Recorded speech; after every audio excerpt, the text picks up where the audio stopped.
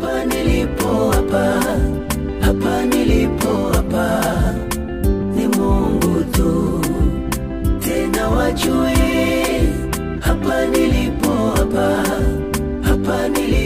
hapa ni Mungu tu. Ningekuwa na madigri, ningesema ni elimu yangu. Ningekuwa profesa, ningesema ni akili zangu.